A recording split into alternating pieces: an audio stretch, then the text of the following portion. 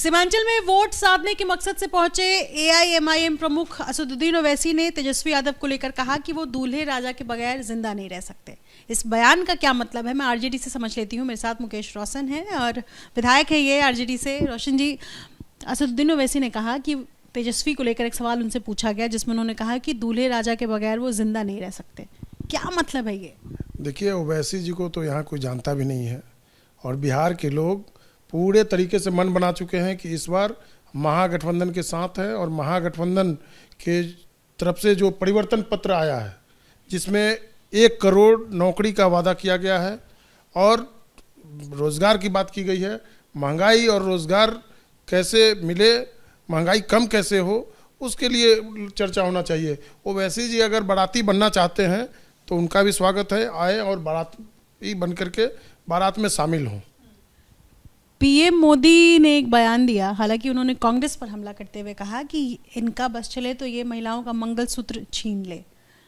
मुसलमान को लेकर के उन्होंने बयान दिया कि उन्होंने कहा कि कांग्रेस की तरफ से ये कहा गया कि जो ज़्यादा बच्चे पैदा करेगा, जिनके ज़्यादा बच्चे हैं उनके पास संपत्ति होगी, पैसे होंगे। इस तरीके का बयान, क्या कहेंगे? देखिए, देश के प्रधानमंत्री को इस तरीके से बोलना कहीं ना कहीं उनको कटघरे में खड़ा करता है कि आप बेरोजगारी पर चर्चा नहीं कर रहे हैं, आप महंगाई पर चर्चा नहीं कर रहे हैं।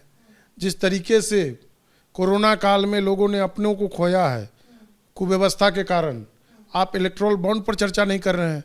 चंदा आखिर लेकर के और बैठे हुए हैं दोनों लोग जो हैं गुजरात के, अमित शाह जी और प्रधानमंत्री नरेंद्र मोदी जी।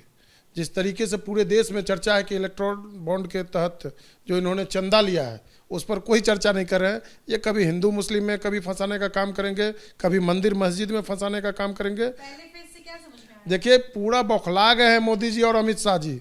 जब भी बिहार आए तो हम आग्रह करेंगे मोदी जी से कि बिहार आए और बेल का शरबत पिए, ताकि बेल का शरबत पीने से उनका याददाश्त जो है वो मजबूत होगा। और जिस तरीके से उन्होंने बिहार की बोली लगाई थी पिछले बार 2014 में और 2019 में कि 1 लाख करोड़ दूं कि 1.5 लाख करोड़ दूं, दिया तो कुछ भी नहीं।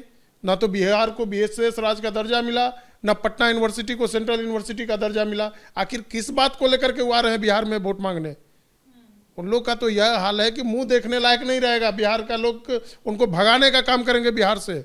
और पूरा देश मन बना चुका है कि इस बार भाजपा भगाओ, देश बचाओ। क्या कह रहे हैं कि 2019 वाली जो तस्वीर थी वो नहीं होगी इस बार बिहार? बिल्कुल, इस बार चौंकाने वाला रिजल्ट होगा और 40 में 40 सीट महागठबंधन के झोली में होगा। क्योंकि सब लोगों ने देखा है इनका जुमलेबाजी। 2014 में जिस तरीके से बिहार को बोली लगाया गया, क्या क्या नहीं बोला गया था। डीएनए पर सवाल उठाया गया था माननीय मुख्यमंत्री जी का। अब बताइए, प्रधानमंत्री जी आते हैं और कुछ दिन पहले जो बिहार विधानसभा में जो माननीय मुख्यमंत्री जी का वक्तव्य था, कितनी गंदी बातें थी, उसको लेकर प्रधानमंत्री जी कई राज्यों में जाकर के माननीय मुख्यमंत्री जी का शिकायत कर चुके हैं। लेकिन उसके बाद आज दोनों लोग एक हो गए। आज उनको कोई कमी नहीं दिख रहा होगा माननीय मुख्यमंत्री जी में। तो बिहार में विकास क्या हुआ उस पर चर्चा होना चाहिए।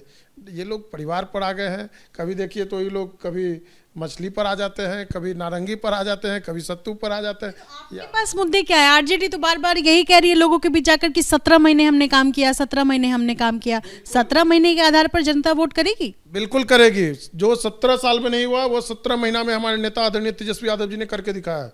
5 लाख लोगों को नौकरी और रोजगार देने का काम किया है।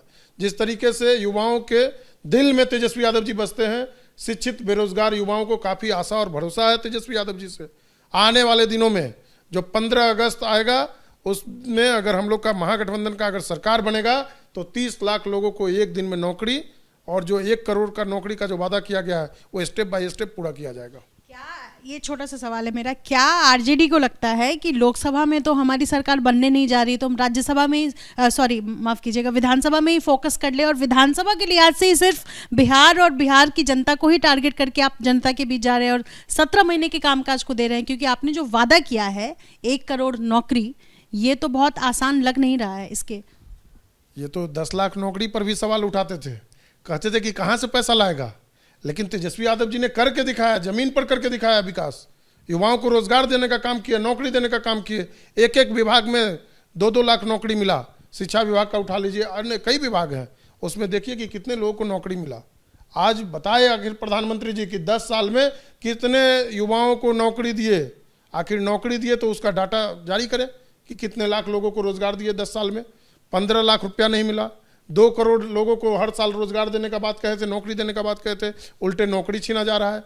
और 22 साल का युवा वो रिटायर हो जा रहा है और 75 साल के जो बुजुर्ग लोग हैं वो 5 साल और मांग रहे हैं। तो आप लोग भी तो कभी इन सब मुद्दों की बात कम करके आप कभी मछली की बात करते हैं, कभी सत्तू की बात करते हैं, कभी आप बेल की बात कर रहे हैं, इससे क्या होगा? देखिए, ये तो IQ टेस्ट हमारे नेता कर रहे थे उन लोगों का कि आखिर उन लोगों का क्या हाल है। वो मछली पर चर्चा कर रहे हैं, परिवारवाद पर चर्चा कर रहे हैं, लेकिन बिहार के विकास और देश के विकास पर चर्चा क्यों नहीं कर रहे हैं?